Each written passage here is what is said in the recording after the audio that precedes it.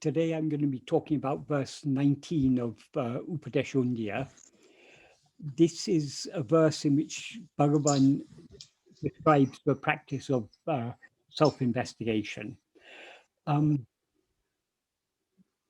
verse 16 onwards, Bhagavan is talking about the path of ñāṇa, the path of self-investigation. In verse 16, what Bhagavan's, that is, he describes the same practice, but in various different ways. In verse 16, he describes it, well, it's not, he's actually describing what is the result of the practice, but he's describing the practice while doing so in verse 16. Leaving external phenomena, the mind knowing its own form of light. That is the practice, but if we do that practice, what will be the result? That is real awareness. That is when the mind is withdrawn from all other things and turned to face its own form of light. What he means by its own form of light is its fundamental awareness, the pure awareness I am. Not the awareness that knows other things, but the basic awareness. So when the mind is withdrawn from all phenomena and turned towards its own form of light, its own form of awareness, I am, mind ceases to be mind and remains as real awareness. The real awareness is that pure awareness I am. That is what we call mind when facing outwards, is what we call our real nature when facing inwards. Because actually there's what the mind actually is, the real substance of the mind, is only the pure awareness. All the adjuncts are merely illusory appearances. That's verse 16. In 17, he says, when one investigates the form of the mind without forgetting, there is not anything called mind. This is the direct path for everyone. What he means here by the form of the mind, we can take it to mean what he referred to in the previous verse as the mind's form of light. In other words, its basic, its essence, which is just pure awareness. That's one way we could take it, but it's probably more appropriate here because he's saying that the result of this is that there's not anything called mind. So he's not talking here about mind as pure awareness, but the basic form of the mind as mind, that is ego. So if we investigate this ego, this I that rises, without forgetting, we'll find that no such thing actually exists. That is, we seem to be ego or mind only when we're looking away from ourselves, looking at other things, then we seem to be ego. When we look back at ourselves, there's no such thing as ego or mind to be found. All that is there is pure awareness. Just like if we look very carefully at what seems to be a snake, we'll see that it's not actually a snake at all. There's no snake there at all. That what is there is only a rope. Likewise, there's no mind at all, or no ego at all. There's only pure awareness. But in order to see that, we need to look at ourselves very carefully. In other words, we need to turn our attention within. So to clarify what he means here by the form of the mind, in the next verse 18, he analyzes what is meant by the term mind. That is, often mind is used as a collective term to refer to all thoughts. So he starts verse 18 by saying, thoughts alone are mind. So the totality of all thoughts, that is what is called mind.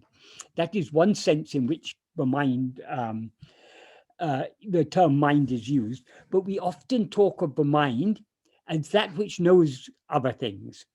The mind, because there are two aspects of the mind. All thoughts, all other thoughts are objects known by a subject. The subject is the first thought called I, in other words, ego. So the knowing aspect of the mind is ego. The known aspect of the mind is all the other thoughts.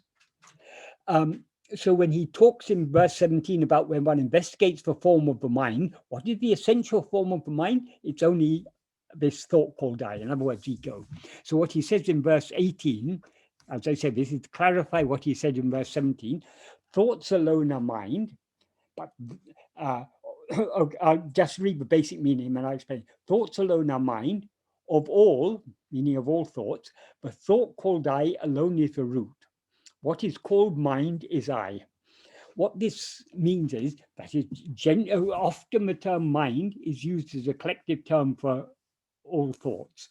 But of all thoughts, the root of thought, the first thought, is only the thought called I, in other words, ego.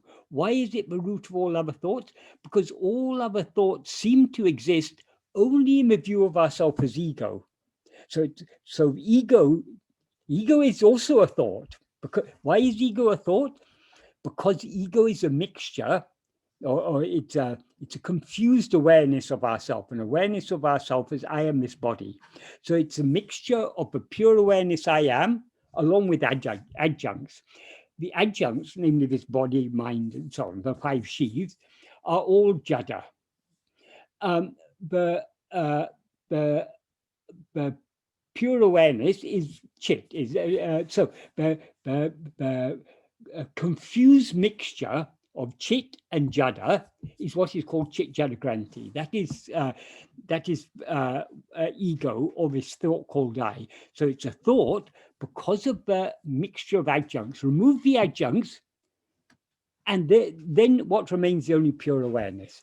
Because according to Bhagavan, everything other than the pure awareness, that is our fundamental awareness of our own existence, that chit, I am, everything other than that is just a thought, is mental in nature, it's a mental phenomenon.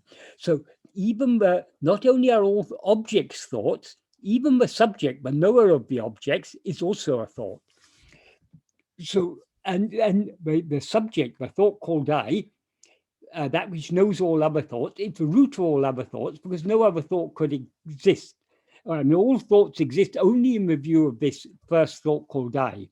So without the first thought called I, there would be no other thoughts. There could be no other thoughts, because in the view of pure awareness, there are never any thoughts. Pure awareness exists without thought, as Bhagavan says in the very first verse of, in the first Mangalam verse of Uludunapadu, he says,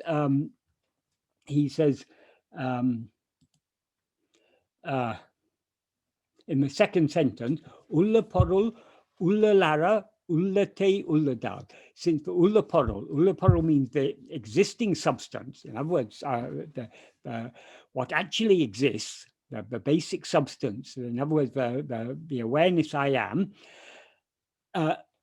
Ulla Lara means without thought, Ulla Te Ulla Dal. Since it exists in the heart without thought, Ulla Menum, Ulla Porul, Ulla Levan. Who can or how to meditate on or think of that Ulla Porul, which is called heart? That is what the pure awareness I am is completely devoid of thoughts, so it cannot be reached by thought. Therefore, he says there, Ullate, Ullapadi, Ullade, Ullal. That is just being in the heart as it is the only correct way of contemplating it or meditating on it.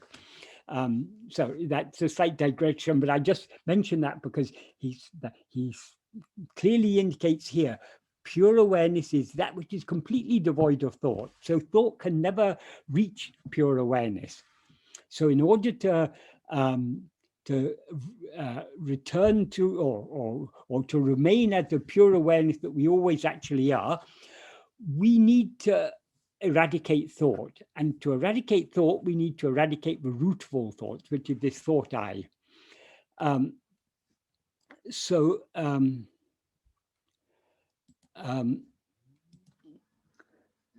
in this verse 18, he says, of all thoughts, the first thought is the thought called I. Therefore, and he ends by saying, ñāṉa-vicāram. That means what is called mind is I. That implies that what the mind essentially is only this thought I. So in that, now we come to the main verse we're dealing with today, verse 19. So there's this thing called I. The nature of this thought called I is it rises in waking and dream, it subsides in sleep. So since it's not always present, it comes and it goes, from where does it come and to where does it return? This is why Bhagavan often describes the practice of self-investigation as investigating the place from which I rises. The place, here place is obviously used in a metaphorical sense. From what does it rise? What is the thing from which it rises? Obviously, it arises only from ourselves. It cannot arise from anything else. So this thought called I, or the ego, as Bhagavan often explained, is that false I which is always aware of itself as I am this body. So this mixed feeling, I am this body, that is ego. From where did this mixed awareness, I am this body, arise? Only from a pure awareness, the fundamental awareness, I am. That's our real nature. So that's what Bhagavan refers to here as the place from which I rises. So what he says in verse 19 is, nāṉeṉ eṛum iḍam, that's the place from which one rises as I. There's no subject here, but sometimes it's translated from which it rises as I, referring to that I. But actually that it is only ourselves. So we can translate it as, what is the place from which one rises as I, from which we rise as I, in replying. nāḍavuṇ, when one investigates within, what is the place from which it arises? talai-sāyndiḍum mundīpaṛa, ñāṉa-vicāram dundīpaṛa. talai-sāyndiḍum. Talai-sāyndiḍum literally means its head will bend down. This is an idiomatic way of, in Tamil, of saying it dies. Like in English, we have we have various idiomatic ways of talking about death. We say he kicked the bucket, or he croaked. There are various ways you can say colloquial, but someone has died. In Tamil, the colloquial way of saying that someone has died, talai-sāyndiḍum, his head is bent down. That means this, but here it's a particularly appropriate term to use to describe the death of ego, because what is this ego? It's nothing but this rising I.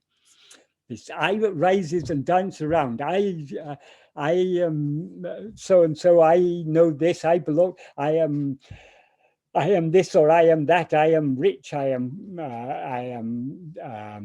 famous, I'm learned, that we always want something to identify with.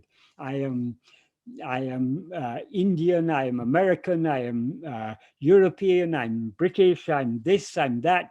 We identify with so many things. I'm Hindu, I'm Muslim, I'm Christian, I'm Buddhist, I'm Jain, I'm Sikh, I'm Confucian, I'm Taoist, I'm Zen Buddhist, or whatever. I mean, there's so many we identify with our race, with our country, with our religion.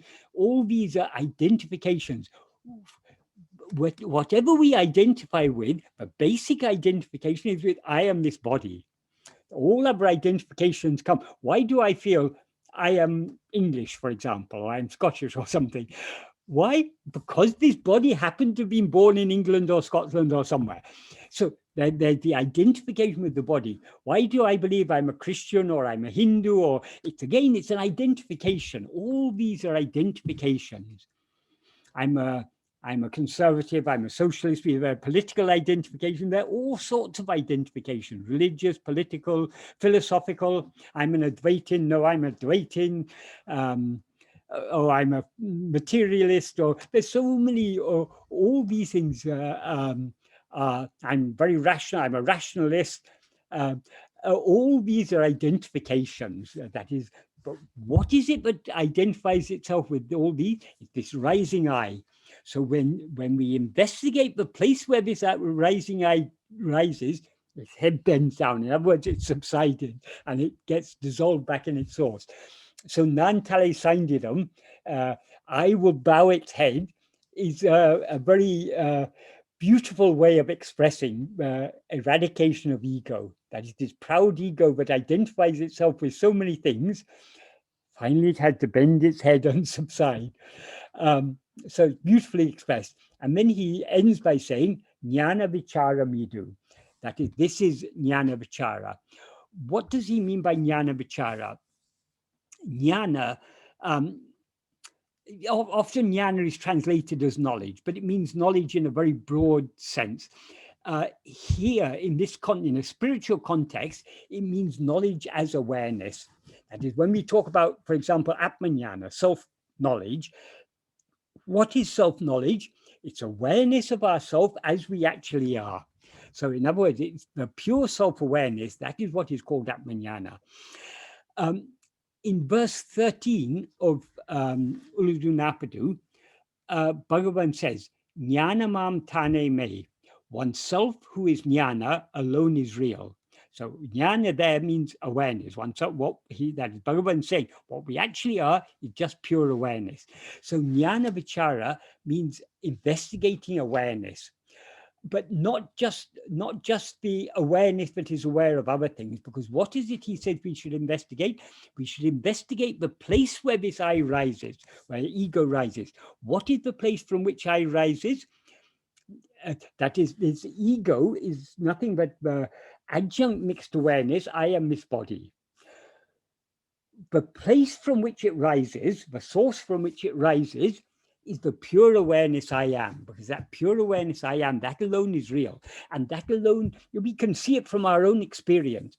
What is the one thing that endures through all the three states? What is one thing that we experience that generally, because of our outward-looking attention, we generally think, oh, even when I fall asleep, the world continues existing there. That is because we're always looking outwards at the world, we take the world to be so real. Bhagavan said there is no world in sleep. It's only when you wake up again that you believe, oh, there was still the world existed even while I was asleep. What is our actual experience? If we consider our actual experience in waking and dream, we're aware of ourselves as I am this body, and we're consequently aware of other things. In sleep, this ego subsides, so we're no longer aware of ourselves as I am this body, and therefore we're not aware of anything else. However, though we're not aware of anything in sleep, we are still aware. How do we know we're still aware in sleep? Well, how do we know we slept? We all know, yes, I slept peacefully. How are we aware of having been in a state where we were peaceful, but without being aware of anything? We must have been aware in order to know that we were in such a state. Supposing that sleep was not a state of awareness, supposing there's absolutely no awareness at all in sleep, we wouldn't be aware there was any such state. We would be aware of no gap between successive states of waking and dream. So our whole life would seem to be in an unbroken succession of waking and dream states if there was no awareness in sleep. But we are aware not only of two states, that is, we know now we seem to be awake, but we know there's another state where we're also aware of phenomena, but we now take that state to be a dream, because having come, while we were dreaming, the body and world in that dream seemed to be real. As soon as our identification with that dream body was broken, we recognize, oh, it was all a mental creation. So the dream and waking actually are one and the same state, but we're aware they're alternating states. That is, sometimes we're in what we now take to be dream, and sometimes in what we now take to be waking. So there are these states, both these states, we're aware of ourselves as I am this body, and we're consequently aware of a world. But those aren't the only two states of our experience. There's another state that we are aware of, a state in which we're not aware of anything. That state in which we're not aware of anything, that, in other words, the state of sleep, we are still aware. We're aware not of anything, in the sense we're not aware of any objects, but we are aware of ourselves. We're aware of our own existence. I slept. So what is that I that was in sleep? That is not ego, because ego is absent in sleep. The I that exists even in sleep is the fundamental awareness I am. So this fundamental awareness I am is what endures through all the three states. And it is what alone remains in sleep. Since that alone remains in sleep, What is the source from which this ego rises? It can only be that fundamental awareness I am. So what Bhagavan refers to here when he talks about investigating what is the place from which one rises as I, he's referring only to the fundamental awareness I am, that is the awareness of our own existence. I am means I exist. So when Bhagavan uses the term I am, he's on its own, he's using it to refer to our awareness of our existence. That is, I am means I exist. But how do we know we exist? Because we're aware. That is, we can, when we say about an object, this PC exists, or this table exists, or this microphone exists, all these we are saying it, we are referring to something other than ourselves. But when we say I exist, we're referring to ourselves. So all the objects exist in whose view? In my view. But in whose view does this I exist? Only in the view of the same I. So that is, I is the self-referential pronoun. It's the pronoun that refers to ourselves. So the awareness is implied in I. When we refer to ourselves as I, that implies that we're aware of our own existence.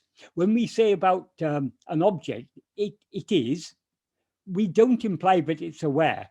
But when we say about ourselves, I am, how do we know I am? Because I am aware. So the awareness is, what is I am explicitly means I exist. It implicitly means I exist and I'm aware that I exist. So the awareness is implied in I am. So when Bhagavan uses the term I am on its own, he's referring to our fundamental awareness of our own existence. In other words, Satchit. That is what we actually are. That is the source from which we rise as ego. Ego is not just the pure I am, it's the I am mixed with adjuncts. So ego is always aware of itself, not just as I am, but as I am this body, I am so-and-so. So that which is now aware of itself as I am Michael, or I am Kumar, or I am whoever, that is ego. So from where does this ego rise? Or from where do we rise as ego? It is only from that fundamental awareness I am. So that is what we need to investigate. So we need to turn our attention back towards ourselves in order to see what we actually are. That is to investigate the source from which we've risen. When we turn our attention within keenly enough, to the extent that we turn our attention within, to that extent does ego subside. When we turn the full 180 degrees, in other words, when we turn to face ourselves alone and thereby completely withdraw our mind from all other things, as he said in verse 16, leaving all external phenomena, manam tannoliyuru ordale, the mind knowing its own form of light. That is, so we turn our attention away from all objects back towards the light that illumines all these objects. That is the light of awareness, I am. If we face I am alone, if we face ourselves alone, unme unichiam, that is the real awareness, as Bhagavan said in verse 16. So when we turn to face ourselves alone, what happens to this ego?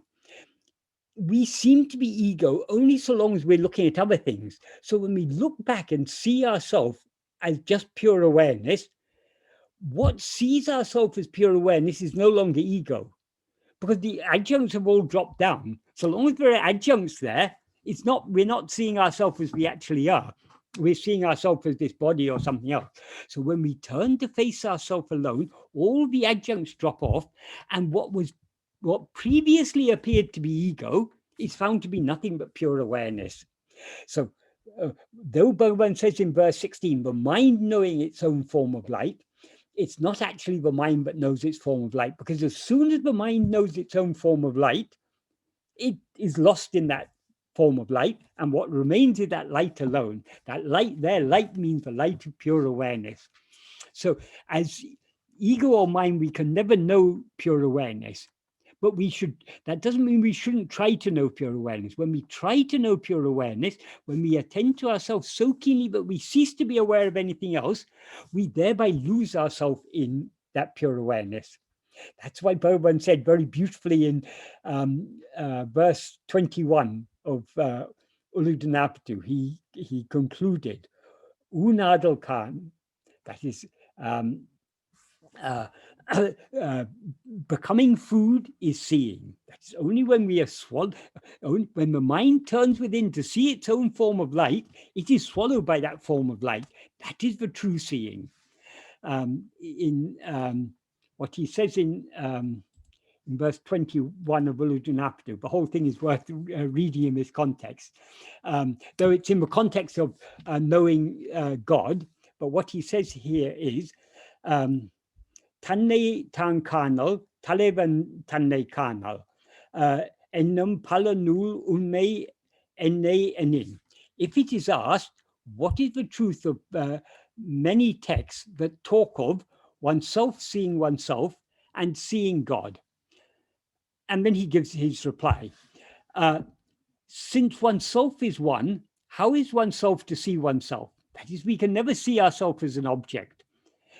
The nature of the mind is always to see objects. When it tries to turn within to see itself, there's no object to be seen. So the mind gets lost in that pure awareness. So since oneself is one, how is oneself to see oneself? So we can't see ourselves. That means we can't see ourselves as an object. And then he says, if it's not possible to see, implying if it's not possible to see oneself, how to see God? If we can't even see ourselves, how can we see God? Then he gives the answer. What is meant by oneself seeing oneself, or oneself seeing God? What is the meaning of that? Ūnādalkān, becoming food is seeing. So in this verse 19, we are turning within to see the place from which we rise. But as ego, we can never see that place, because that place is the pure awareness I am. So long as we are aware of ourselves as ego, we're aware of ourselves not just as I am, but as I am this, I am Michael, I am so-and-so. When we turn within to see that pure I am, we thereby lose ourselves in that. So talai-sāyndiḍum, this proud I that we had risen saying, I am Michael, I am very knowledgeable, I am so-and-so, I have such and such a story, all this natural pride of ego, when that ego turns to face its source, it gets dissolved in that source. It becomes food to that source.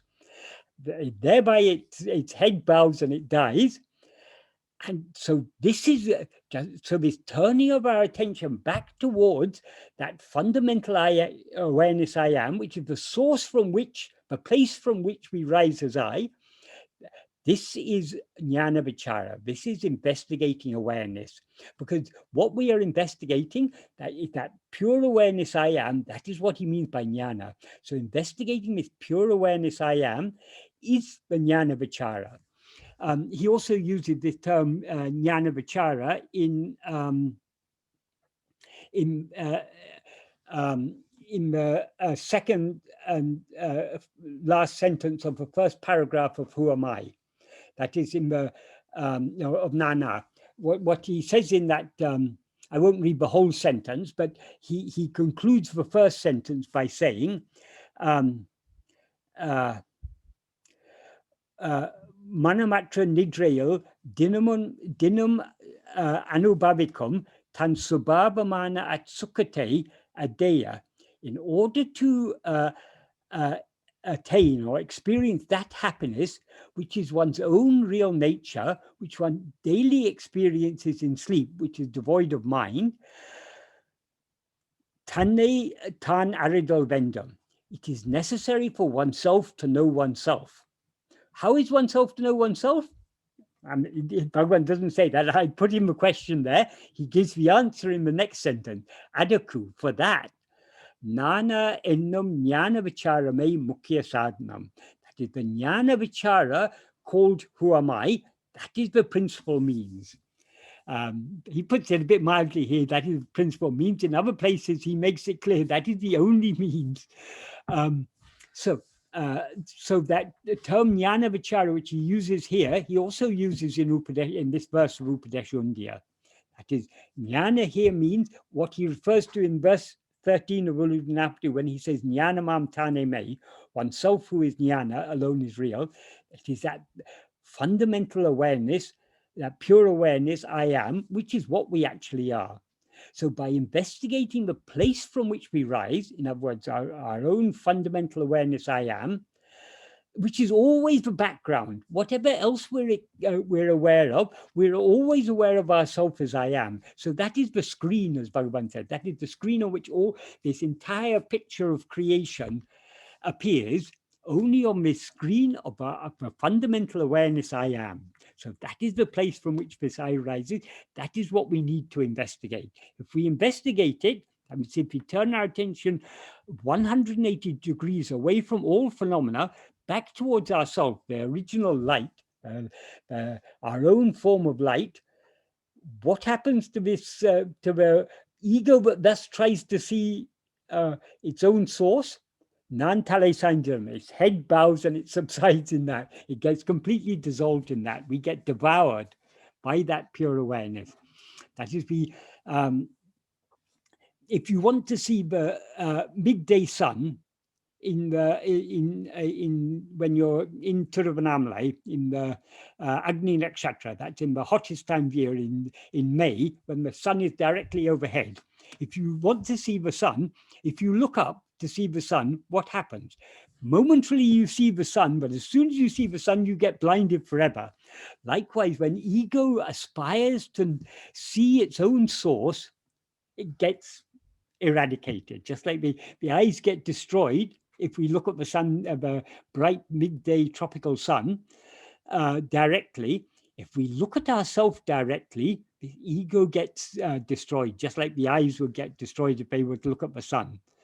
So ego gets completely eradicated. So this is the means to surrender ourselves. This is the means to give up this I.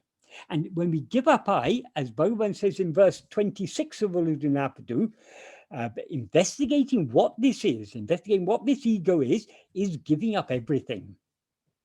So, so this is the practice taught by Bhagavan. Bhagavan described this practice in various different ways, but however he describes it, he's pointing at the same thing. That is, some places here, basically, he's describing the practice as investigating from where we rise or from what we rise. Sometimes he described it as investigating what am I. So when we talk about the place from where I rise, the I that rises is ego. The place from which it rises, that is our real nature. When we ask, who am I or what am I? But in other words, I'm not saying we should just ask. When we investigate who am I or what am I, what is the I that we're investigating?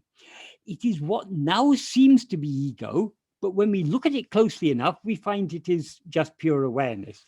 That is, if we mistake a rope to be a snake, and we are told, no, it's not actually a rope, it's not actually a snake, it's just a rope. If we have enough courage, if we are ready to believe Bhagavan, who tells us it's not a snake, it's just a rope, what will we do? In order to actually see it as such, we can just believe Bhagavan, but that's not going to solve our problems. So long as we see it, there's some fear. So long as there's a possibility that it could be a snake, it causes fear. So in order to eradicate that fear forever, we need to actually not just believe that it's a rope, we need to see it as a rope. So when Bhagavan says, look at it closely, what is the it he asks us to look at closely? If we ask him, Bhagavan, what is the it we should look at closely? Should I look closely at the snake or at the rope? He would say, look closely at the snake. Why? Because in our view, it seems to be a snake. If he says, look at the rope, we'll say, where is the rope? So he makes it very simple. He said, don't worry about the rope. Just look at the snake and see what it actually is. If we look closely at the snake, what do we see? It's just a rope. So in who am I, we can take that I in who am I to be ego, or we can take it to be our real nature, the rope. So whether we take it to be the snake or the rope, it doesn't matter. There's only one I. That is what we need to attend to. Now that one I seems to be ego. So let us look at this ego to see what is it actually ego as we take it to be. When we look at it, we see, oh, it's just pure awareness. What is it that distinguishes ego from pure awareness?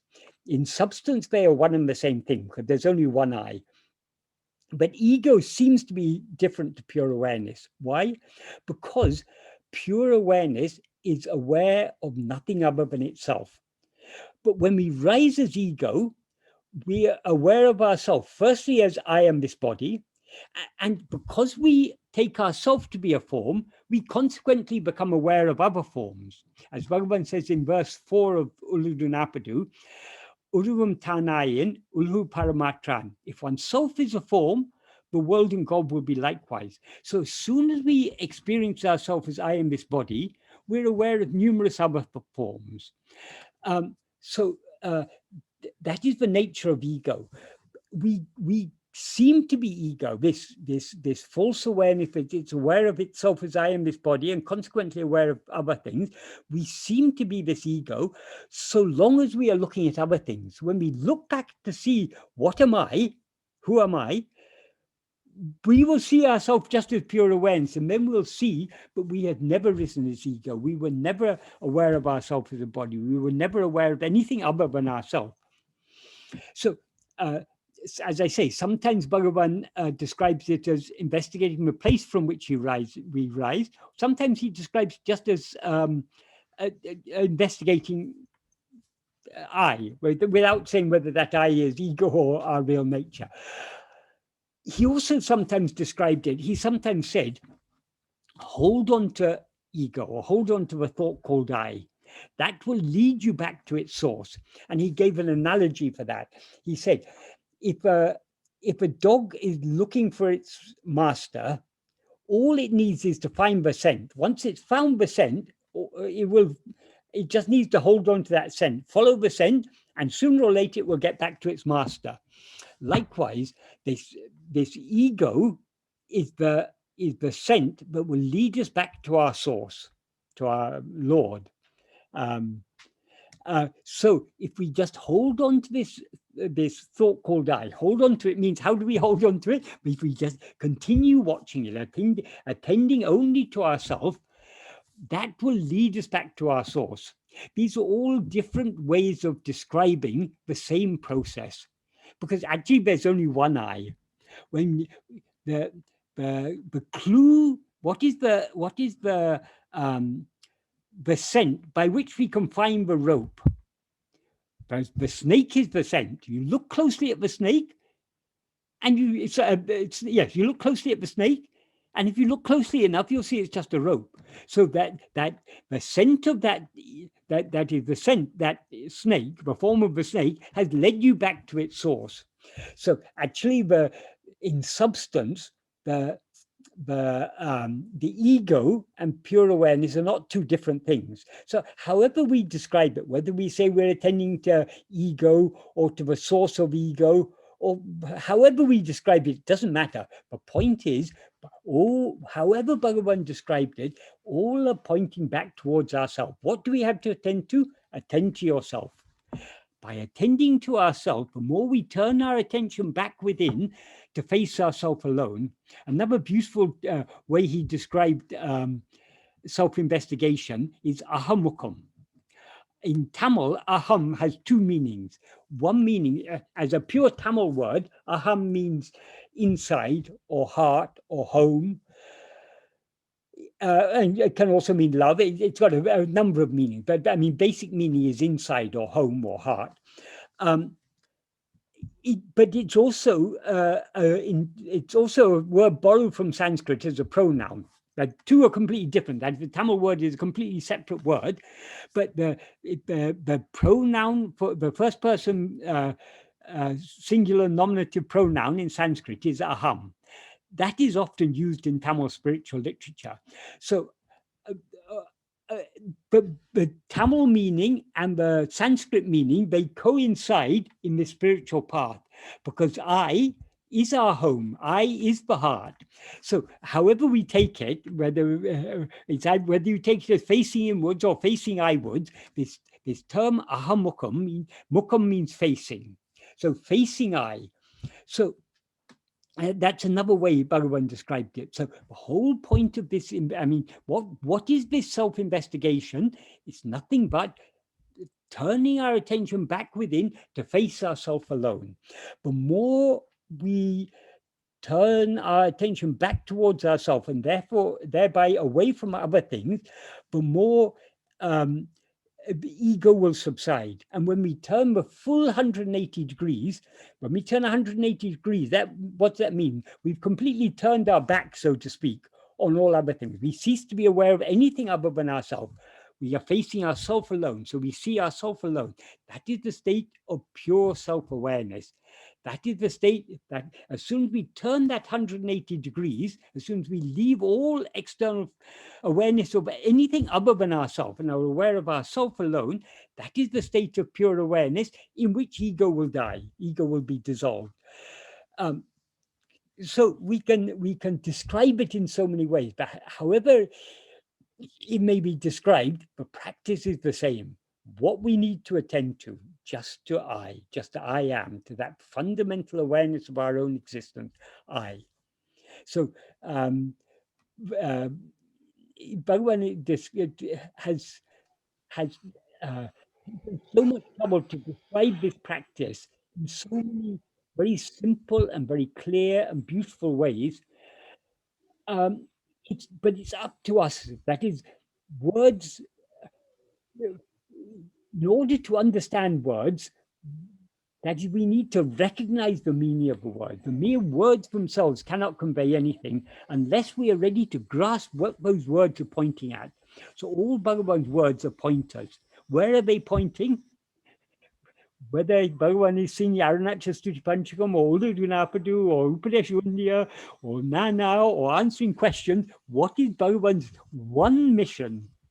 Bhagavan has only one mission, constantly pointing our attention back to ourselves.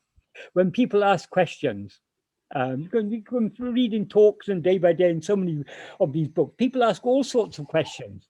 Bhagavan keeps on saying, who is the one who's asking these questions? To whom is this problem? Because he's constantly trying to turn our attention back to ourselves. If people were stubborn and they say, oh, I'm not interested in the self-inquiry. Can I not also get the same thing by doing japa? Well, we say, oh yes, very good, do japa or do puja or whatever. I mean, whatever people want to do. Bhagavan will never discourage people from doing what they want to do. But if they say, Bhagavan, I don't know what to do, I'm miserable, I want to be happy, Bhagavan will say, happiness is your real nature. Who is the one who wants to seek happiness? Find that one who is seeking happiness, and there you will find happiness. So in other words, Bhagavan is always turning our attention back towards ourselves. That's why in this verse he says, nāṉeṉ eṛum iḍam edu ena ul nāḍa. He says nāḍavuṇ. Ul means within. So we need to investigate within. What Bhagavan means by within in this context is everything other than ourselves is outside. So even our thoughts, our feelings, these are all outside. They're all very vishayam. They're all external phenomena. What is inside is only I. So when he says turning within, he means turning back towards ourselves. So it's within ourselves. That is, we need to look deep into our own heart to see what is the place from which I rose as I, or who am I? What am I? So this is yeah. I hope this is adequately explained this verse. Thank you, Michael. So I'm waiting for questions on the chat box. So meanwhile, I will ask a question here. In this verse, Bhagavan used the word nāḍa, yes, right? To me, that sort of reinforces one of the instructions you gave me. We're trying to redo the translation of Patha Sri Ramana. you had asked, the preferred word for Atma-vichara is self-investigation. And this, it sort of reinforces that.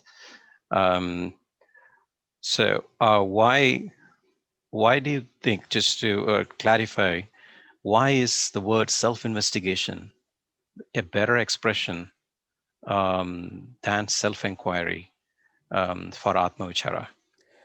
Because if we translate, for example, nāḍa, the verb nāḍu means to investigate, or and tannatam is the Tamil equivalent of Atma-vichara. It means self-investigation. Natam is the noun form, nāḍu is the verb form. So nāḍa means when one investigates. There is an overlap in meaning between investigate and inquire. The problem with the word inquire can mean asking questions.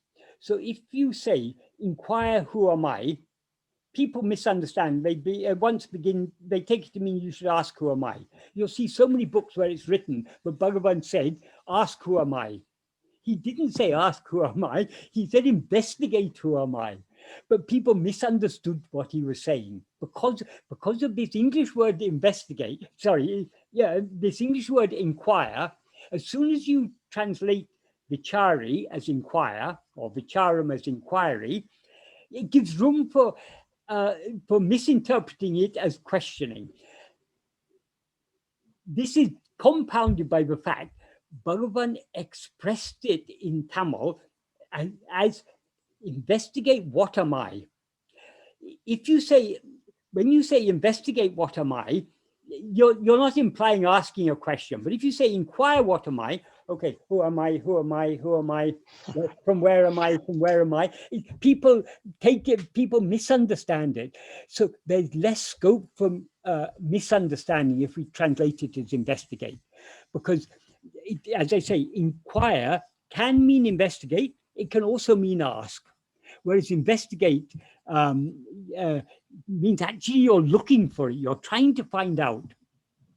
Exactly. So I think investigate is a more appropriate term in English than inquire. It gives less room for misunderstanding. But if people are going to misunderstand, they'll misunderstand however it is. There were people who were sitting at Bhagavan's feet and they'd be asking the same questions again and again and again. They just weren't getting. Bhagavan was very, very patient, explaining the same thing again and again and again. But those who grasp it will grasp it. Those who aren't, who are not yet ready to grasp it, they won't grasp it. But Bhagavan, that doesn't mean Bhagavan is not doing, Bhagavan is doing his work inside. He's preparing the ground. Sooner or later, even if we can't grasp it now, we will grasp it. But it's actually, what makes it difficult for us to grasp is the complication of our own mind, because what Bhagavan has taught us is actually extremely simple. But as Sadhu Om said, if you bring to me a slate in which there's lots of scribbling and ask me to write Bhagavan's name, first I have to wipe the slate clean, then I can write Bhagavan's name. If I write the beautiful name Ramana, if I write it over all the scribblings, it'll be lost among the scribbling. It'll just be added to the scribbling. Today I received an email. I don't know how it happened, but somehow it got jumbled up. Every line was printed over every other line. So it was undecipherable. I had to copy it and paste it into a text file in order to see what it was. I don't know how it happened. So it's like that. If you've got a slate which has got lots of scribbling, if you write more on it, it just adds to the scribbling. You can't decipher Bhagavan's beautiful name, Ramana. When you write over a lot of scribbling, you need to wipe the slate clean. Likewise, if we've got lots of ideas and beliefs and things that we read here and things that we've read there, in the Upanishads it said like that, modern science says that ego comes only at the age of, begins to manifest only at the age of 2.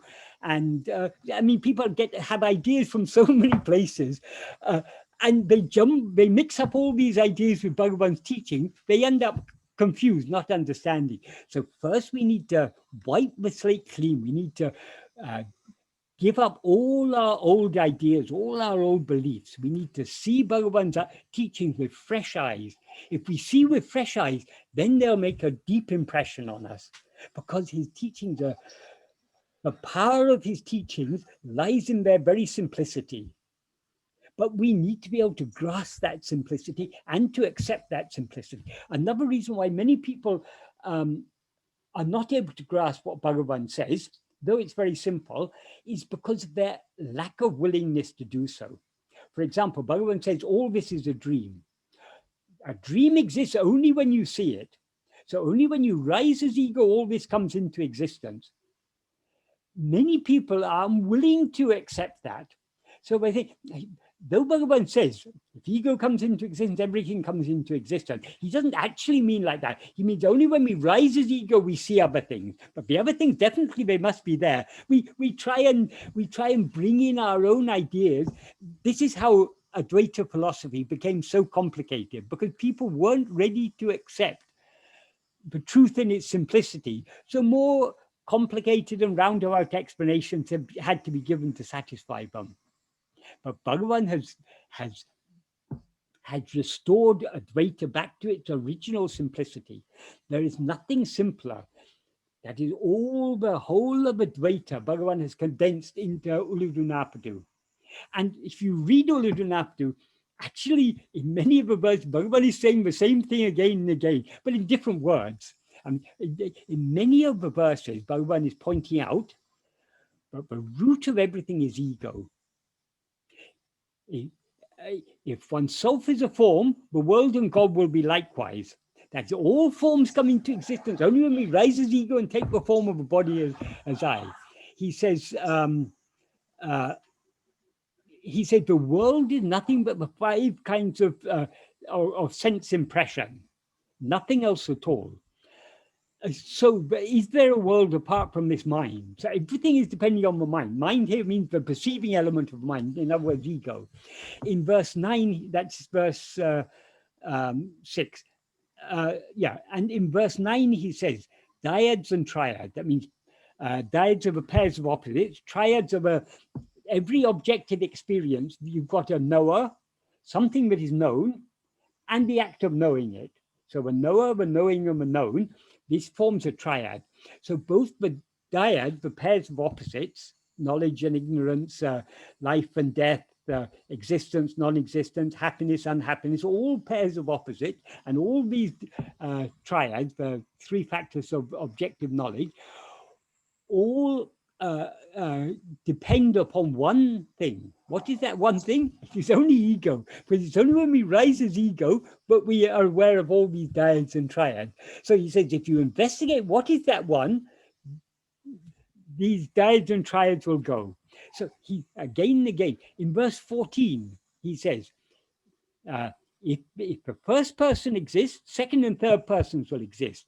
But if you investigate the truth of the first person will come to an end, and second and third persons will also come to an end. So in so many ways, he's repeatedly emphasizing ego is the root of everything.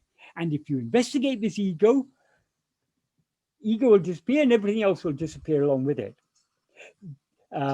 Verse 19, the old perennial philosophical dispute, fate or will, which prevails? Is everything driven by, is everything predetermined, or does the will, is it going on according to our will?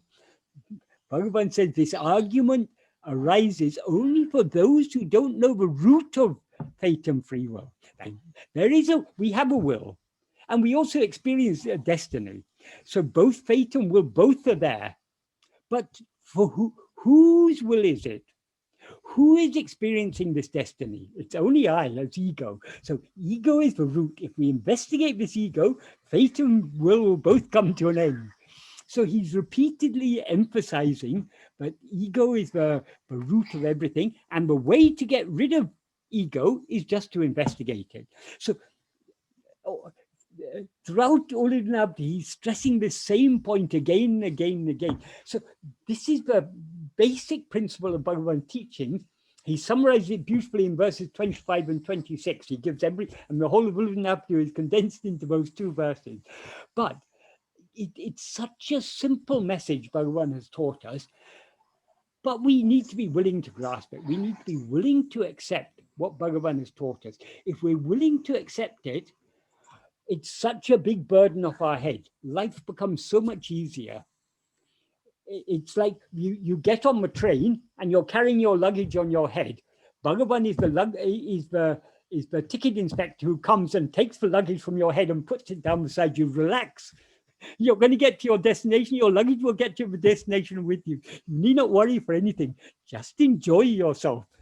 That is what Bhagavan tells us. Just be happy. What is the true sign of being surrendered to Bhagavan? To the extent that we are happy, but to the extent that we are unperturbed by whatever troubles life may throw at us, that is the sign that we have surrendered ourselves to him. So Bhagavan's teachings take a huge burden off our mind if we are ready to accept them. And once we are ready to accept them, because we are less concerned about other things, it's much easier to turn within. So Bhagavan is helping us in so many ways, both from within and without. All the help that could possibly be required, he is giving us. Thank you, Michael. Next question. Why is it necessary to be attentively self-aware rather than just not aware of being, not being aware of anything else? Because we're not aware of anything else every day when we go to sleep. But our problems aren't solved. That is, withdrawing our attention from other things results in manolaya. What's the difference between manolaya and manonasa? They are exactly the same. When you're in the state of manolaya or manonasa, there are no differences, because all differences arise only when ego arises. There's no ego in manolaya or manonasa. But the only difference between manolaya and manonasa, as Bhagavan points out in verse 13 of Upadēśa Undiyār, what is dissolved in manolaya will rise again. What is in nasa will never rise. So withdrawing our attention from other things results in every day throughout the day, we are attending to things other than ourselves. Attending to things other than ourselves is hard work. Why? Because none of these things actually exist. We are projecting all these things and seeing them. So we are taking on the whole burden of creation and sustenance throughout our waking and dream states. So we quickly get tired. So after 16 hours or so of projecting all this, we are tired. We are too tired to continue projecting, so we leave them and we subside into sleep. But because we subside into sleep out of tiredness, not by knowing ourselves, but by tiredness, we come again. So how to bring about the subsidence of mind in such a way that it never rises again? In other words, how to bring about nasa instead of laya? For that, we not only need to withdraw our attention from other things, we need to fix our attention on ourselves. In fact, we can forget about other things. Though Bhagavan says in verse 16, Veli vedengle vittu, we need not leave other things. In a sense, you can say, all you need to do is attend to yourself. But if you attend to yourself, you are thereby automatically leaving other things. So that's why Bhagavan often said, what's it matter however many thoughts arise? Whatever thought may arise, turn your attention back to the one to whom it has arisen. We don't have to fight, too many thoughts are coming. How am I going to get rid of these thoughts? We don't have to worry about that. All we need to do is, who is aware of this? Turn our attention back. So Bhagavan has given us a very easy shortcut. So in yoga, they say, chitta's, the very first line of the Yoga Sutra says, chitta vritti nirodha. That is, yoga is restraining or curbing the chitta vrittis, the thoughts of the mind. Bhagavan says, it's recorded, I think Lakshman Sharma recorded in Mahayoga, towards the end, there are some sayings of Bhagavan. He recalled that Bhagavan once said, in yoga they say, chitta vritti nirodha, that's impractical. The practical solution is what is taught here, Atma-vichara. Investigate yourself. When the thoughts exist only when we attend to them. So if we're trying to get rid of thoughts, how do I get rid of thoughts? And then they struggle and then, oh, maybe if I control my breath, I'll be able to get rid of thoughts. They may do so, but then they end up in layer. That's no use. Practical way is, don't worry about thoughts. Let thoughts come and go. Nindrida sendrida nirevida vindre, as Bhagavan says at the end of verse 6 of Arunachashtakam. Let them appear or let them cease. What does it matter? They don't exist apart from you. So what we have to cling to, cling only to I am. When you cling to I, because you're looking at yourself, you're no longer looking at thoughts. In the absence of anyone to attend to them, thoughts will not rise. Thoughts arise in whose view? Only in my view. So how to deal with thoughts? Don't look at them. Look at yourself instead of looking at thoughts. Then the problem of thoughts is solved. So that is why it's necessary not just to believe it that leaving the external form is not sufficient. We need to investigate that we need to turn the mind back to know its own form of light, that fundamental awareness I am, the source from which it rises. Thank you, Michael. There is a question just came up on the chat box. Questioner wishes to stay anonymous. When you say investigate ego, in order for it to subside, what can I say or think to subside into awareness? Meaning to assist my own investigation process.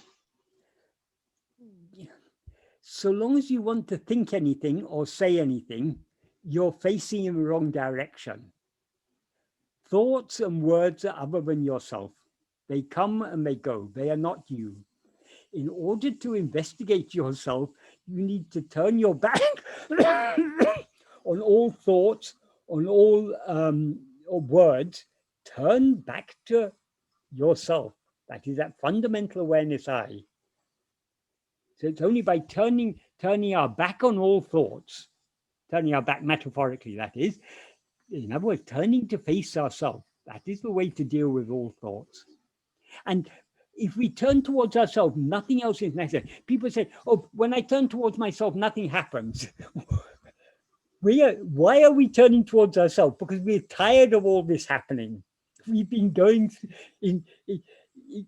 we've been dreaming one life after another in which there's a constant stream of happenings. When we look out at the world, things are constantly happening, constantly changing. Why we look within? To bring all happening to a stop, to bring about the cessation of all happening. So when we turn towards ourselves, what happens is actually a non-happening. That is, the rising ego subsides. But even to say, so even to think of it, the subsidence of the ego as an action is not right. It's the cessation of action. So all we need to do is just to turn our attention within and patiently and persistently persevere in this practice until this ego finally bows its head, until talai-sāyndiḍum. That is our goal. Complete. The ego needs to be put to shame, to hang its head in shame and subside. In Upadēśa, he uses a similar expression in verse 30, I think it is. He says, as soon as the mind reaches the heart, inwardly investigating who am I, when he who is I dies, the term he uses for dies here is, in this verse 19 of Upadēśa Undiyār, he says talai-sāyndiḍum, which means its head will bend down. In Upadēśa, he says, avan, nāṇam avan, he who is I, talai nāṇam ura, when its head gets shame. nāṇeṉ means here shame. So when ego is put to shame, when it hangs its head in shame, this is all a metaphorical way of saying it, but when ego is finally shamed into non-existence, that is when ego has been dancing around all this time as I.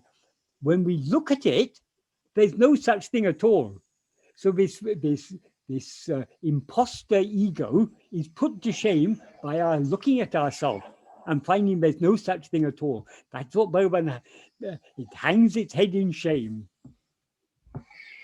So it's best not to think of anything. Well, yes.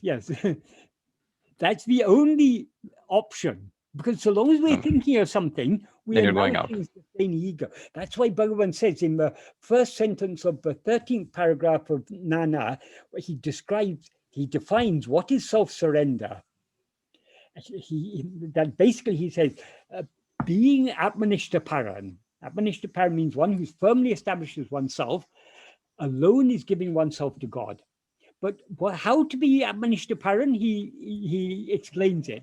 Anma-chintane-tavira, that is, accept the thought of oneself, vera chintane kalamba vidaku satram iḍam kandama, without giving even the slightest room to rise of any thought other than atma-chintana. That means self-attentiveness. What he implies there is we need to be so keenly self-attentive, but we thereby give no room to rising of any other thought. That is giving ourselves to God. So if we want to surrender, if we want to free ourselves from this ego, all we have to do is to cling firmly to self-attentiveness. And thank you, Mike. If we cling to self-attentiveness keenly enough, firmly enough, there will be no room for any other thoughts to arise, and thereby, because ego cannot survive without grasping other thoughts, when it attends only to itself, it subsides back into its source. This is the great secret revealed by Bhagavan. So long as we attend to anything other than ourselves, we are nourishing and sustaining ego. When we turn our attention back towards ourselves, we are undermining ego, so to speak. Ego is left without a leg to stand on. But the legs on which it stands is the forms it grasps. As he says in verse 25 of Upadēśa, grasping form, it comes into existence. Grasping form, it stands.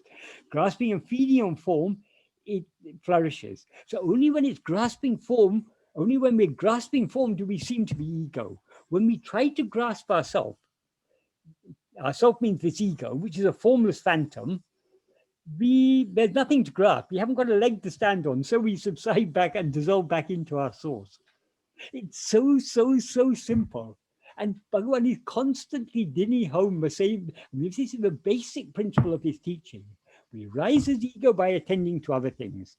We will subside and dissolve back into our source only by attending to ourselves. Some practical questions. What is the preferred bodily posture when you're trying to investigate yourself? Should we need to close your eyes, etc.? Okay. Once someone asked Bhagavan, what is the best āsana? Āsana means posture. In yoga, they have asanas, different bodily postures. So someone asked Bhagavan, what is the best āsana for this self-inquiry? Bhagavan said, nēti-nēti. Nēti-nēti means deep contemplation. In this context, it means contemplation on ourselves. In other words, self-attentiveness, that is the posture. What does it matter? What posture was Bhagavan in when that fear of death came? He just lay down. So you can lie on your bed and turn your attention within. Or if you feel that makes you feel sleepy, then sit in a comfortable chair or go for a walk. Doesn't matter what, because it's not, the body cannot investigate itself. Jada udal nāṉeṇ, as Bhagavan says in verse 24 of Upadēśa, this insentient body doesn't say I. It's not aware of itself as I. So, and he says beautifully in the Kalivemba version, he added an extension to verse 29 of Upadēśa, in which he says, Pinnam pinnam poltin du udalum. I think it's something like that. That is discarding this body like a corpse. So that is actually what Bhagavan did when he got that fear of death.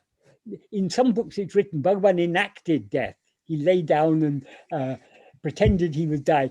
He didn't enact anything. This was all spontaneous. He turned his attention within, thereby leaving the body as an actual corpse. And he turned his attention within so keenly, breath, heartbeat, everything stopped for about 20 minutes. I mean, that body would actually have been dead, except for there was a divine purpose. That is, Arunacha had a use for that body. Arunacha took over that body, brought it back to life, and lived for 54 years, to teach us the term within. Because all that Bhagavan taught in words, Arunacha is always teaching in silence. But our minds are too gross to understand the silent teaching of Arunachala. So Arunachala took the form of Bhagavan to come and give the same teachings in words. Thank you, Michael. One of the devotees asking, when I try to attend to myself, it feels the ego is located in the head behind the eyes. The I identity feels located inside, not only in this particular body, but particularly in the head region rather than in the feet, etc. The body is just an idea. So long as we're aware of the body, we're identified with that. Actually, the whole body we feel as I. If I touch your foot, you feel, oh, you've touched me. So yes, because so long as we are, there is an illusion we're somehow in the head, partly because of one of our main senses is the sense of sight. So we're seeing through the eyes, so we seem to be somewhere behind the eyes. And partly because the mental activity seems to be going on in the head. So yes, but this is all illusory because when you're dreaming, you have exactly the same illusion. You seem to be somehow centered around the head. But you are not centered in that. That body in your dream is just your own imagination. The whole dream world is contained within you. Though you seem to be within that body, actually the whole world is within you. Bhagavan said this is just another dream. So this whole universe, all this vast, if you're an astronomer and you know all about the long distance of so many millions of light years away where stars are now visible, and you can speculate about so many billion years ago there was a big bang, and all this is contained within where it's all contained within you. So all this is illusion. What we are trying to do, the body is an external phenomenon. The head is an external phenomenon. The eyes are an external phenomenon. The thoughts are external phenomena. We need to turn our attention back to who is the knower of all these things. So we shouldn't be concerned about where I is located, whether it seems to be located here or seems to be located there. We are not interested in anything other than knowing who or what am I. So we need to turn our attention back to I. The more we focus our attention on I, the less we'll notice the body or what posture it's sitting in or where I seem to be located.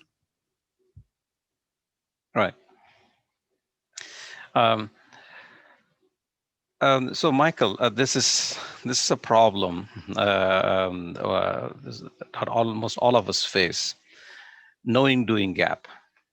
We know the concept of Atma-vichara, but including myself, we have we're just still simply not putting it as vigorously into practice. What are some practical tips, sort of a roadmap on how we can implement this vigorously? Bhagavan said very simply, Bhakti is the mother of jnana. Why we are not putting it into practice more, and I am as guilty as anyone else, I am also not putting it into practice enough. It is due to our lack of love. We have no difficulty. There's so many things in the world that interest us. We don't find it difficult to attend to all the things in the world that interest us. Because they interest us, we eagerly attend to them. In fact, it's difficult to take our mind away from the things that interest us. If we're very interested in something, but we have to go to work and attend to something else, we're a bit annoyed. I don't want to go to work. I just want to go and watch my football match or cricket match or whatever, because of our interest in that. So the mind goes wherever the interest lies. And we're interested in those things that we think will make us happy. Because of my passionate interest in football, I'm always eager that my team should win. And when my team wins, I feel very happy. And when my team loses, I feel very miserable. So my happiness and misery depends on my team winning. So I'm very interested to see, is my team going to win this time or not? So because I associate happiness with my team winning, because whenever my team wins, I seem to be happy. Whenever my team loses, I'm miserable. So therefore, my happiness is caused by my team winning. Therefore, I'm so interested in seeing my team winning. Are they going to get a better player? Are they going to hire a better player? Are they going to train better? Are they going to get a better manager who's going to make them do better and move up the league table? So all our interest is so much in that, because we think the happiness comes from that. That is why we all have so many interests outside, because we think our happiness depends on that. Now the news is going on. There's this pandemic. We're all to a greater or less extent, all of us are concerned. Many of us are getting older. We know that if we get it, we're likely to be more susceptible. So we may have a concern about that. So is the R rate going up or is it going down? Is this vaccine going to work? Is it not going to work? Are people going to comply with all the restrictions, or are they just going to continue doing their own thing? We're interested in these things. Recently there was a presidential election. Is it going to be Trump or Biden? Not only people in America, although the world people were concerned about this, because everyone could see what a trouble Trump was causing in so many ways. So there was so much interest, but there are other people. Trump is making America great again. Trump is God sent for them. So we all, there's so many things going on in the world that interest us. Now in UK, we've just had our Brexit. We finally got out of the UK, out of the EU. Finally, we've got our sovereignty back. Some people are very happy and some people are miserable, because what have we got for this sovereignty? We lose all our rights. We no longer can travel freely in Europe, work freely in Europe. We've given up some, but all these things interest us so much because we think our happiness depends on these things. If we have another 4 years of Trump, God alone knows what he's going to do to the world. So we want to get rid of Trump. If this pandemic, if we get more and more mutations and it becomes more and more virulent, more and more people are going to get sick and die and everything. So our minds are so much interested in all these things. So long as we're interested in these things, it's easy for us to attend to them. Why we find it difficult for us to attend to ourselves? Because we're more interested in other things than we are in knowing ourselves. So slowly, we have to wean our mind away from its interest in things. That's why Bhagavan said, Bhakti is the mother of jnana. We need to have a passionate, all-consuming love to know ourselves. Our love to know ourselves has to be greater than our interest in anything outside, in politics or philosophy or sports or whatever may be happening in the external world. It's all anya, it's all something other than ourselves. We taking interest in these things is what is taking us away from the infinite ocean of happiness that is our own real nature. So we need to cultivate this passionate interest in turning within and knowing ourselves. Because supposing we continue taking interest in all these things, this politics and things have been going on for when had there ever been a time when the world had been all peaceful and harmonious? There hasn't been. There have been wars, there have been famines, there have been people exploiting other people and all sorts of things. It's the very nature of the world. By taking interest in this, we take interest in it until the day we die. And then we are born again and we again take interest in another show. These are just like people who watch soap operas on the television. It's the same thing day after day. The same dramas are going on. The same people are bickering. It may change over the years, but it's the same. The strife of human existence. Why should we take interest in this soap opera of this world? Why don't we? Bhagavan has told us there's no happiness to be found in this world at all. Happiness lies only within. So if we're wise, okay, we still have interest in the external world because of the force of our old vasanas. But slowly, slowly, let us cultivate this interest in turning within. The more we try to turn within, the more our vishaya vasanas, our inclination to attend to other things, will get weakened, and our satvasana, our swatma bhakti, our love to know ourselves, will increase. Our love to know and to be ourselves will increase. So we can succeed in this path only by patient perseverance. Bhagavan said, no one has ever succeeded in this path without perseverance. And why will we persevere? Only if we have the love. So how to cultivate the love? By perseverance. The more we persevere, the more we'll get love. The more love we have, the more we'll persevere. So we just have to get started. Make a start, and then our progress may be slow at first, but it doesn't matter. At least we're moving in the right direction. Exactly. We have all the time in the world. We already had so many crores of gemmas of lives.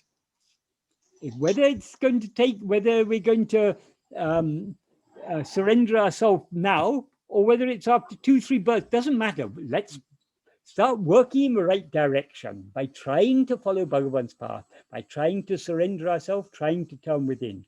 So long as we're trying, that's all that really matters. The outcome is in Bhagavan's hands. That is, he knows if we do our bit, he will do his bit. Exactly.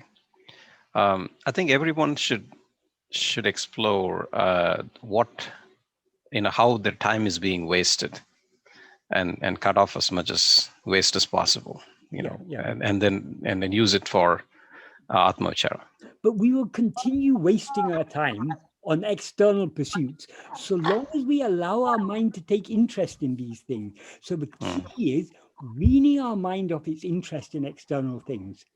How to wean the mind off? Only by developing a passionate love to know who am I. So thinking, that is, reading and thinking about Bhagavan's teachings helps a lot, because that constantly encourages us to continue trying. So if you're not in the mood for Atma-vichara and you really want to do something, it's better to use that time for Shravana and Manana of Bhagavan's works. There is a question here. I think it's actually in one of the verses you quoted today. You said becoming food is seeing, and the questioner is requesting some bit more explanation on that. Becoming food is seeing. Okay, that was the phrase. What Bhagavan means is, so long as we remain as egos, that is, so long as we remain separate, so long as we have a separate existence, we cannot know ourselves as the infinite whole. In order to know ourselves as the infinite whole, our separate finite existence needs to dissolve back into that infinite whole. Our separate finite existence is this ego, this false awareness, I am this body. The infinite whole is the pure awareness, I am. So the more we turn towards this, back towards this infinite, this fundamental awareness, I am, the more ego dissolves in that. So finally, when we, which comes first? Do we first see ourselves as pure awareness, or is ego destroyed. Does ego have to be destroyed in order for us to see ourselves as pure awareness, or do we have to see ourselves as pure awareness in order for the ego to be destroyed? Bhagavan answers such a question in Guru Vacha Kavai, not putting quite in these terms, but it's put, I think, in the terms of which comes first, the removal of the jiva or the entering of Shiva? Bhagavan says they're one and the same thing. That is, knowing ourselves as pure awareness and eradicating ego are one and the same thing.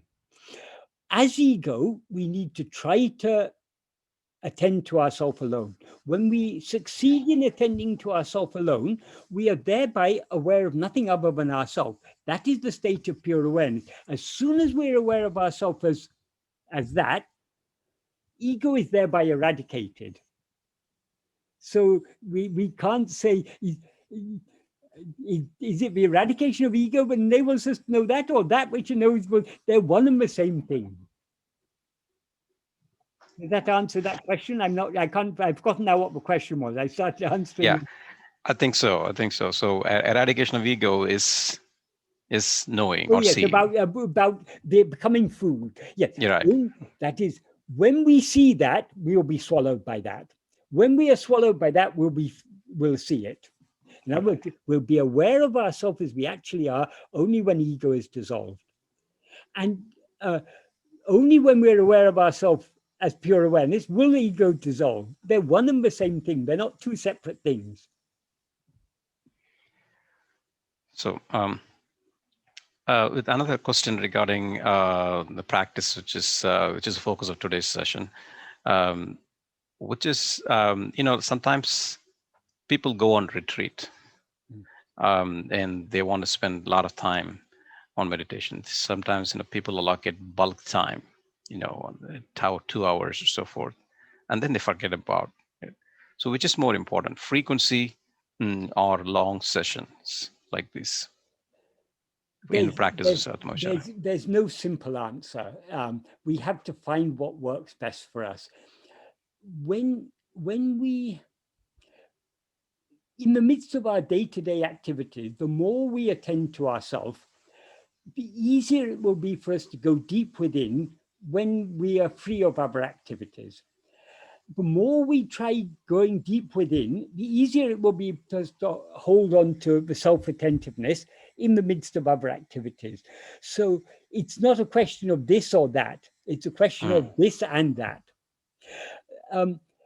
About this going on retreat and being in long hours in meditation, that is, sometimes that may be helpful for some people, but it's actually not the most practical way of doing things, because if we were given some other exercise, if we were doing, say, vipassana meditation or meditating on anything other than ourselves, we can practice for long hours.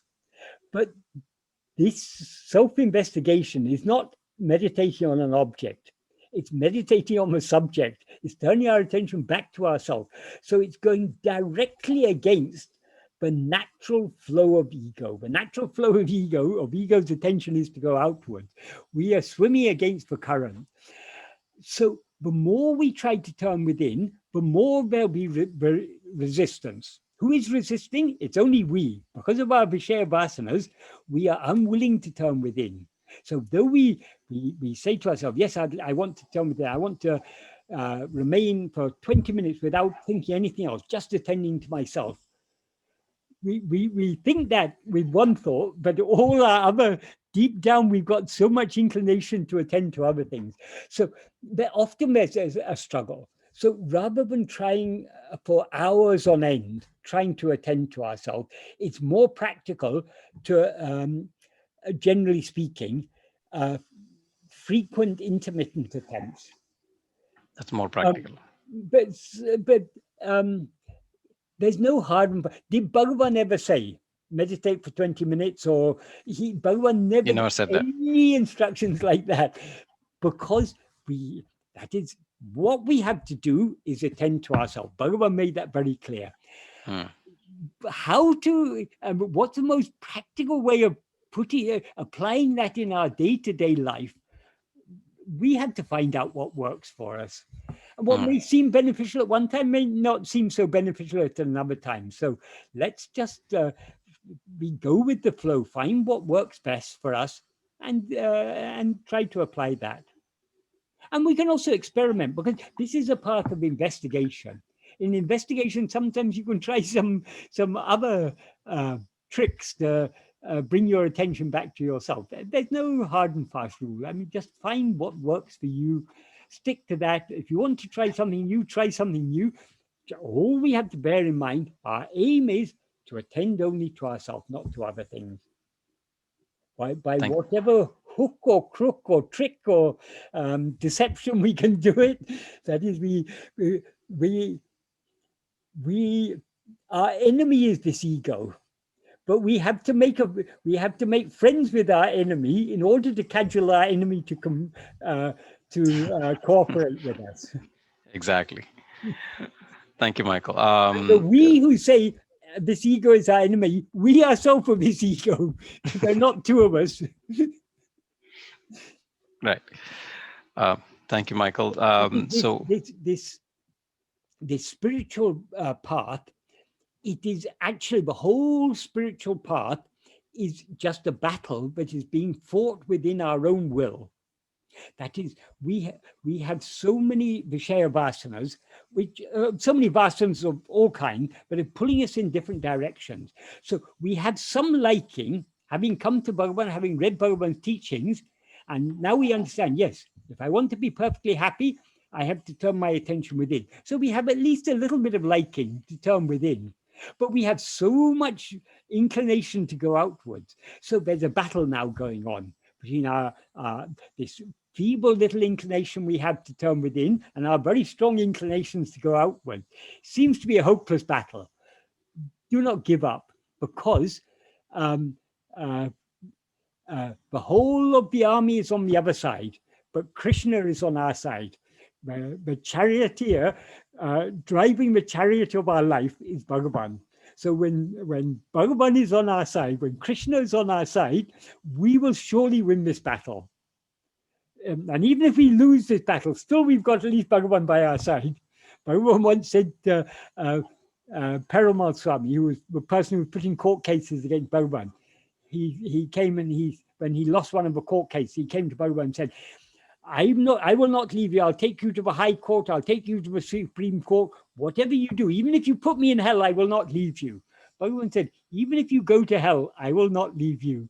So Bhagavan is always by our side. So we can be assured of victory in the end. So let us not be disheartened by the strength of our Vishaya vasanas. Let us try little by little, even if it's tiny baby steps. The fastest Olympic runner in the world, what's his name? Usain Bolt or whatever, and Mo Farah, these sort of very fast runners. How were they 20, 25, 30 years ago? They were little toddlers making their first step. We all start off as little toddlers, but though they were little toddlers, struggling just to take one or two steps, now they're the fastest runners in the world.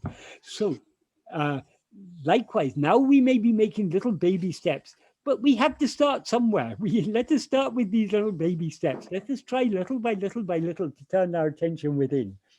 The more we try, the more love Bhagavan will give us. I mean, the more love automatically. No, even say Bhagavan will give us. I mean, it is all Bhagavan's grace, but Bhagavan will say, no, it comes automatically. You try and the love will come.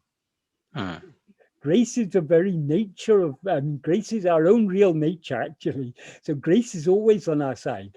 So, but we have to yield ourselves to it. We have to try our little bit. Right. And when we start trying, it's a snowballing process. The more we try, the more enthusiasm we will have to try, the less interest we will have in other things. So make a start. As Sadhguru used to say, let the camel's nose into the tent. And then he'll kick the... With that, or should I tell that story again? You told it before, but you can go ahead and say it again. That is, there was a poor Arab who eked out his livelihood as a merchant. He would go to the town, buy some goods at a cheap rate. I mean, he would wander around villages and sell his goods. And in that way, he made just enough to live on. And he had an old camel who would carry all his goods. So in the daytime, they'd be traveling in the desert. And in the desert, it gets very, very hot in the daytime.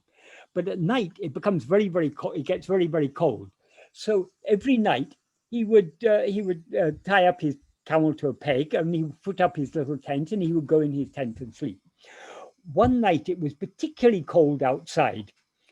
And after he'd been sleeping for an hour or two, he woke up and he found the camel's nose was inside the tent. Then he thought, oh, poor creature, he's been carrying all this burden in the hot sun in the daytime, and now it's so cold outside, let at least its nose be inside. So he, thinking that, he went back to sleep. A little while later, he woke up again, and the whole camel's head was in the tent. And he thought, okay, poor creature, let it have its whole head in the tent. Next time he woke up, the 4 feet were in the tent also. And by the morning, he was outside the tent, and the camel had occupied the whole tent. Likewise, Sadhguru said, our initial attempts at self-investigation is just like allowing the camel's nose into the tent. The more we allow the camel's nose into the tent, you give an inch and it'll take a mile, as the saying goes. That is, give a little room for it, for self-attentiveness. Let self-attentiveness enter your life. And sooner or later, it will overtake your life and you'll be pushed out of the picture, and only self-attentiveness will remain, and pure self-awareness will remain. And the ego will no longer be in the tent. Yes. Thank you, Michael. And we will conclude today's session with the final question from Shohan. Please go ahead. Shohan? Yes, namaste, Michael. Namaste. So my question has 2 parts, really. So the first part is, we are all different from each other only because of our egos, correct? Yes, not even the I in you, and the I in me is the same I. It's the adjuncts that make the difference. The adjuncts are what separate, what create the illusion of different egos. Adjuncts means all the 5 sheaths that we identify as I. Okay. Because if you remove those 5 sheaths, the I alone, without clinging to the form of this body consisting of these 5 sheaths, without clinging to that, ego cannot stand. So if you remove the 5 sheaths, ego will dissolve back into its source, and then there'll be no differences at all. So how to remove those 5 sheaths? In old days, people thought, yes, you have to remove the 5 sheaths. So let me meditate. I am not this body. I'm not this mind. I'm not this intellect. I'm not this will. I'm not this prana. I'm not this, sorry, I forgot prana. That's why I went back again. I'm not this will. So you meditate, I'm not this. Okay, if I'm not any of these, then what am I? Okay, I'm that Brahman. So I am not this, I am that. They think that by doing that, that doesn't solve the problem, because who is the I who is thinking, I am not this, I am that? That is only ego. We need to, in order to separate ourselves from the 5 sheaths, we need to eradicate this ego. How do we eradicate ego? Only by turning our attention away from all other things back towards ourselves. When ego, we seem to exist as ego so long as we're attending to other things. When we attend to ourselves, this ego subsides, all the 5 sheaths drop off, and we remain as pure awareness in which there are no differences at all. Does that answer that part of your question? Yes, thank you, beautifully. So does that follow then that we will also lose our relationships with other people, and conversely, other people will stop having an influence on our egos by having a relationship and creating an ego for us? See what I'm saying? when ego dissolves back into its source, relationships, because in order to have a relationship, you've got to have at least two. So in the state of oneness, there are no relationships, but you need not fear that you have to leave all your dear friends and loved ones, because when you merge back into your source, you will find that they are all nothing but you. So by giving up everything, we become everything. But that everything is not many things, but only one thing. Okay. Does that answer that, or is that only? Yes. It's very advanced. Okay, okay, yeah. Right. I'll try and give a less advanced answer if I can. Okay. Thank you. I don't know whether this is what you're indicating at. Yeah. Yes, I think you answered the question. The more we investigate ourselves, the more ego will subside and become submissive. It may seem, but because we're submissive, other people can take advantage of us. Yes, it may happen. I'm sure any good devotee will have found, but we're not very clever in the things of the world. Other people can take advantage of us. And because we tend to be a bit soft-natured and things, people easily take advantage of us, both in personal relationships and in work relationships. We are easy prey. Maybe it happens, but we need not worry about these things, because Bhagavan will take care of all these things. Bhagavan will protect us. If sometimes, for example, even in very close relationships, like in a marriage, sometimes in marriages, a lot of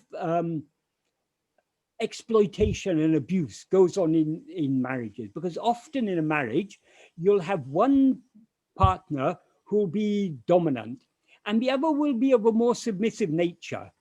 And if the dominant partner is particularly selfish, they will always be exploiting the other partner. So sometimes we may find ourselves in such a relationship where we're being exploited.